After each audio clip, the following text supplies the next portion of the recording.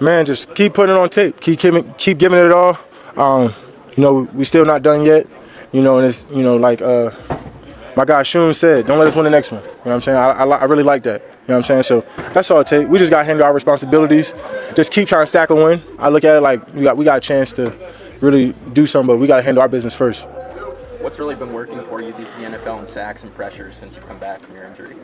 Man, for me, it's just being resilient and proving people wrong. There was at one point they feel like when we came back we couldn't make a difference, and it's good to show people that we could be difference makers. We could turn things around. To me, it's all about obviously it was a belief in myself, but I don't know. To me, you should never doubt a line, for real. And I carry that chip on me because I still feel like I'm still trying to prove myself in this league. I feel like I'll never lose that chip. Like I'm hungry for so much more than just being back. Like to me, this is like hindsight. And with Zimmer, he said, you talk about being hungry. He said you run up to him and run over to the call sheet and say, call this one, call that one. Mm-hmm. How often is that dialogue, and how much do you appreciate kind of him listening to your feedback? I don't know if he listens too much. He's like, I got it, okay? What the f-? Like he get a little mad, but that's passion, bro. Like I can't help it. I don't I see the game for what it is. I understand how they protecting me. If I feel like they're doing this, I feel like I'm at the point in my career where I feel like there can be an adjustment made and a play call could be made to, run it away from me, and that was a perfect example in that Scotch. I was like, man, they sliding hard. Like I think they're going to ID me and they're going to slide to me whether I'm coming or not. That's just the respect that I've gained so far. So, he's been listening, so that's all that matters. But, I definitely don't think it's too positive sometimes. What's your relationship with you? Talked about going to dinner with you. Yeah. Out here one time and we sit on the bus, review the game. Yeah, we went to dinner. We talk every day. I definitely think he likes me back because I always make him smile. You know what I'm saying? And Mike's just been through so much, and I just like the fact that I was like, listen, I said we met here for a reason, and I was like, I can type be your son too. I've been a son for many other coaches, but accept me. I can be that person that you could talk to. So he talks to me about all types of stuff. Like he said some crazy stuff. I'm not gonna say it in public, but we talk about all types of stuff. But that's how I know we got closer, and he embraces our relationship. Where'd you guys go to dinner? We went to D. Lincoln. And that was the first time I went to dinner, and he was like, put the card away. I said, okay. He said, I got some money now. I was like, you don't got to tell me twice, So he was like, I'm not doing this for the money. He's like, I'm good. And I believe him. He got them horses. You gave some choice. You gave some choice to kids yesterday. Yeah. Just the importance of why you do that. Yeah, to me, it's all about, as I stated since I've been here, it's about the community, the youth. I was a Boys and Girls Club. But to me, it's also about, being in the hospital. It's so many dark days, right? And us people who have health and who have, circumstance to wake up every day and get to walk outside, and meeting some kids to say, they can't leave their room, they can't leave their confinement. It's like you're giving that person light. That reason is like, hey, I could keep going. One of my people said they're gonna make me my friendship bracelet. We gave her a bracelet set, and I'm gonna have my bracelet here pretty soon, which I can't wait to have. So, to me, it's all about giving someone else your light. We don't realize how blessed we are to just wake up and go to work. Even though we damn, I got work today sometimes, but those be the small blessings that I feel like we don't appreciate in life. And I tell people all the time, you got to touch with reality. You don't realize how amazing your opportunity is, and you think it's so bad because you're not making the money you want to make, or you're not in a position you are yet. So, to me, those kids presenting an opportunity and giving them something that they usually wouldn't get is more than enough Christmas for me. I think the importance of that is Christmas is about giving. God gave us life, God gave us this opportunity here on earth, and we need to keep giving. It's not about receiving. So understanding the importance of giving and understanding our blessings and opportunities. You have a few guys on this defensive line, Osa, Chauncey, Carl, that are due up to be free agents. They're making themselves a lot of money by playing well over the last few weeks. How happy for them in that instance, but also understanding that you can't keep them all around? Oh man, understanding that me, Chauncey, and Osa might be separated is devastating. Being here together for 4 years, building our relationship to where it's been, obviously it's devastating, but you can't help but root for all of them. You want to see everyone get paid and everyone get the maximum of their value. So I've been talking about, I was like, bro, we only got a couple games left to really show who we are. And I was like, I'm trying to make you a lot of money, bro. Just tap in. So we all really been locked in, and I've been telling them where the sacks are, where the one-on-one opportunities are, because I want to see these guys have more success and do things, because that's what brotherhood is, and then we can vacation somewhere in the offseason after they get paid, and it won't be nothing to them. Do you feel like you can make more money in these last 3 weeks? Nah, I think I'm pretty set. I'm pretty set. What's that? What? I don't think my money's going to change. I think I'm a difference maker, and I'll probably be treated like a difference maker, and I've proven that over and over again. So I don't think, in these next 3 weeks I'm going to gain $20 million. I think I'm pretty much capped. Like, What's that cap at? I mean, I think I'm the best player in the world. Like, Okay. I don't throw numbers out there like that. I'll see what they willing to give me. Okay, so I mean, I know you recorded a couple weeks ago said you didn't have to be the highest paid, No, I don't. but it would be nice. It would just be nice to be surrounded by good players.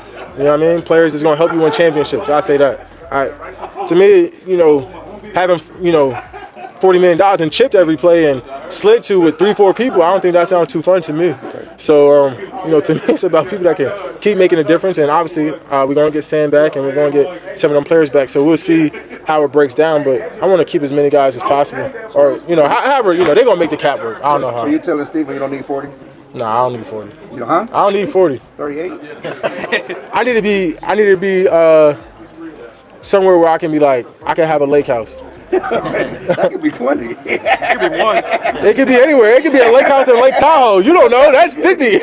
Obviously, the flexibility comes from, Yeah. if you look at last offseason, the flexibility would come from getting it done sooner in the offseason rather than later. Do you kind of look back at last offseason, how it all played out, and maybe try to take some influence and trying to get it done Yeah, sooner? I'm going to try to work with them as much as possible to attack free agency and try to, I want to be back with this team. Like I said, I want to, to me, this offseason, I want to be here. I want to get these guys right. I want to take big steps, so hopefully it can be done sooner than later, and that way we can attack. So no trips to Japan and China? Oh, I am. I won't even lie to I you. was just saying. I'm gonna be here more. If it get done early, obviously, but I'll just take them earlier. But if it gets done, you will be here for the offseason. Yeah. You would like it done before camp because CB also had to do what he had to do. Yeah, for sure. I definitely think I need to be here in camp because honestly, when you're kind of when so much of the defense is surrounded by your play, your presence, and others getting lined up based off of you, I need to be here so that way I can get these guys accordingly. We can rush together, build that chemistry. So I think it's extreme importance that I'm back at OTAs and minicamp and all those type of things. Has that been reiterated to the front office that, hey, when we start to talk, let's get it done before? I mean, I can't go up to Steven and say, hey, I want to get paid here, but our door is open, and my people know that. You said that the next few weeks won't make any difference in how you're perceived and what you're paid. Were you worried about that when you got hurt at all? No, I was more worried about, I knew I wanted to be the best player in the world, best defensive player at least, and I knew that those 4 games would kind of backfire in some way, and the pace I'm on, you kind of see it kind of did backfire in some way. But I think that's what, I think I had my best offseason, I had one of my best camps, and I was in my best shape. I think I just I did everything right. This is going to be my year. And, God humbled me, and I think that was the part, I ain't flinch. I was I just got to get back. I just got to recuperate myself. I'm not worried about anything. I'm going to let everything take care of itself. And when I got back, I kind of was this is why you don't flinch. This is why you don't hesitate. You just go. And I've been showing that. And that's why I feel like I've been better, because of that. So my injury, to me, low-key been a blessing. And it shows you just because you work hard don't mean you deserve. And, so that's kind of where I'm at with it. What do you see the biggest challenge being against the Bucs offense this week and what they're playing? Yeah, those perimeter players, man. Mike, those running backs, White. I get, they're down, Goodwin, but they still got a lot of juice in the tank. And Baker, he's you don't know what Baker you're going to get. Baker's been hooping this year, so, he definitely got that, X factor since college of it could be the Baker that wipes you off by 30. And, so he's definitely a great challenge. I'm excited for the match. This is my first time playing him, and I know he's always juiced up, so it's going to be a great match. A lot of these mobile quarterbacks where you be chasing and chasing and chasing. Yeah. I feel like that's the part about being a Lion. That's the mentality. You can't ever get tired of the hunt. I think that's the best part is the hunt, the constant. I gotta get him. I gotta eat. That's part of the process. You can't get tired of that. I think it makes it exciting because when I get close, they feel it. They be like, all right, Mike. And then when I get him, it's I got you. It's all love and war out there on the field. What makes Micah, this is Tristan a Wirfs big so weekend special? for you with rooting for your home state between Penn State and the Philadelphia Eagles, both? You rooting for both Penn State and the Philadelphia Eagles?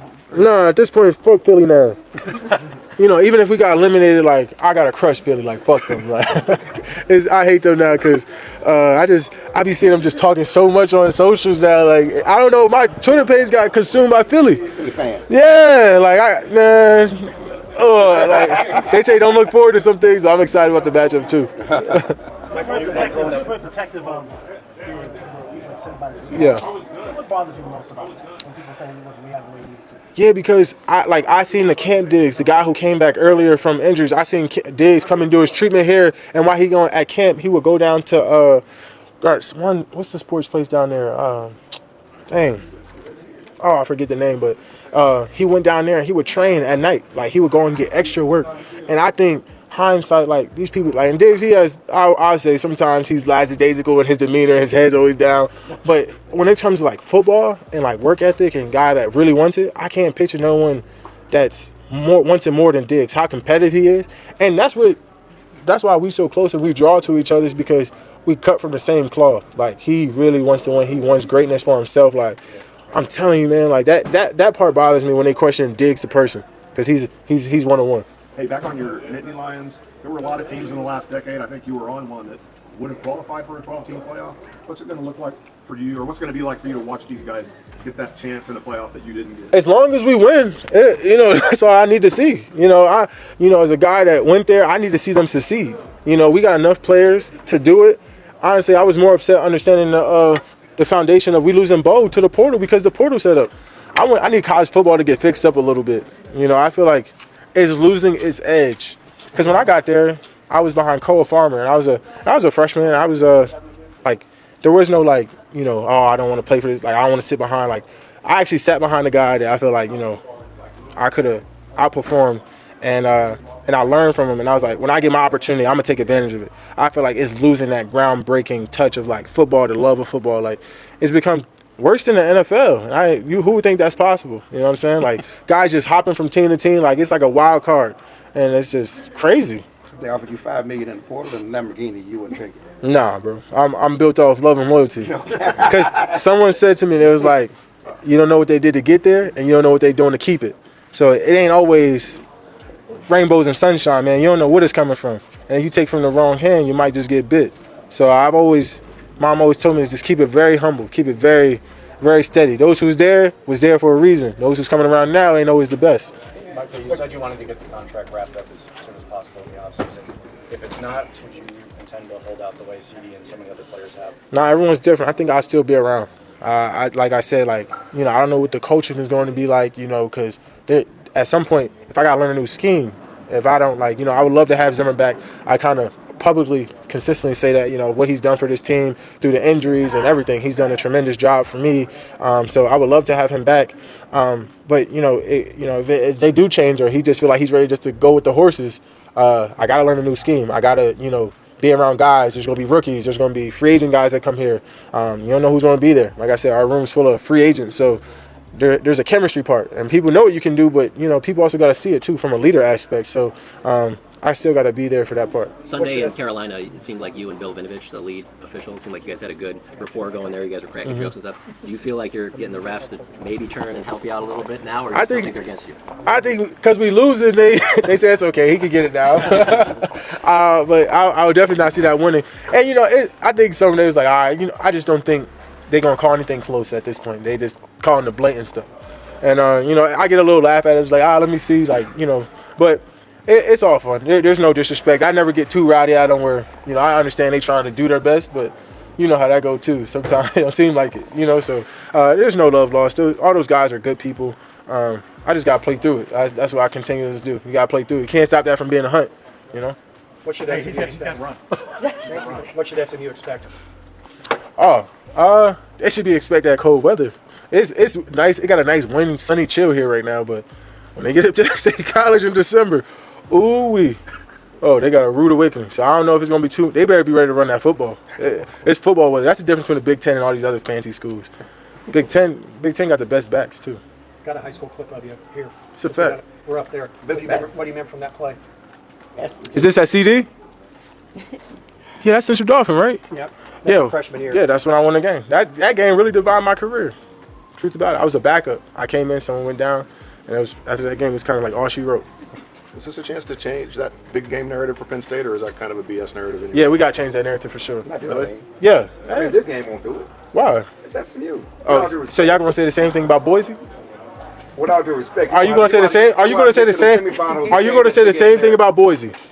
Just let me know. It won't be a first. Are you going to say the same thing about Boise? Yes. See, it will never change. You got to beat. So they basically want you to beat the Ohio States, the Oregon. I get it. I get it. I get it. They'll never be happy. It's not about the rank, as you can tell. It's about a specific team. With all due respect. What was it like growing up in Harrisburg? We got a crew up there for the weekend. What was it like growing up there and your values that you learned? Growing up in Harrisburg, man, it's a small town. You get anywhere within 10 minutes. It's humbling. you know, it really lets you appreciate where you at now. But it's an amazing thing when you have so many people that care about the city, though. You give life to that city. It's a special place near and dear to my heart. That's why I always try to do so much for the city. But man, you'll enjoy it. Some of the best food spots aren't there anymore. That's the. I wonder if they rebuilt the. Dang, I think I got my brain. I'm forgetting.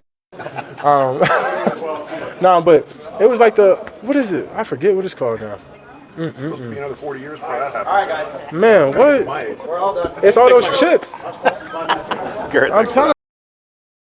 Hey there, my friend. You know, being a Cowboys fan is never boring, right? It seems like there's always something happening, especially in the offseason. Remember last summer, when we were all biting our nails over whether Dak Prescott and CeeDee Lamb would get their big contracts? It was a roller coaster, but in the end, the front office came through and made sure they stayed in Dallas. Now, here we are again, and the spotlight is shifted. This time, it's all about Micah Parsons. The question isn't just whether he'll get a new contract, it's how the situation will shape the future of the team. Parsons is a game changer, and keeping him happy is critical. So, let me ask you, what do you think?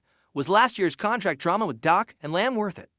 And do you think this offseason is going to be even more intense? Drop your thoughts in the comments, and let's see how the fanbase feels about it. All right, let's dive into what Micah Parsons has been saying lately. It's got everyone talking. In a recent interview, Parsons mentioned that money isn't his main concern. What he really wants is to be part of a winning team. Now, if you're like me, you probably had two reactions. First, a sense of pride that our guy is focused on greatness, and second, a bit of skepticism. After all, how many times have we heard something like this before? But here's the thing, the Cowboys front office seems thrilled. Stephen Jones, you know, Jerry's right-hand man, spoke on 105.3 The Fan, and Saad Parsons has already been talking to him and Jerry about staying in Dallas. Jones made it clear they want players who want to be here. It sounds like Parsons is on board. Now, let's keep it real for a second. Do you think Parsons is being genuine about putting winning over money? Or do you think his agent might have a different take when the negotiations heat up? I want to hear your opinion. Vote in the comments.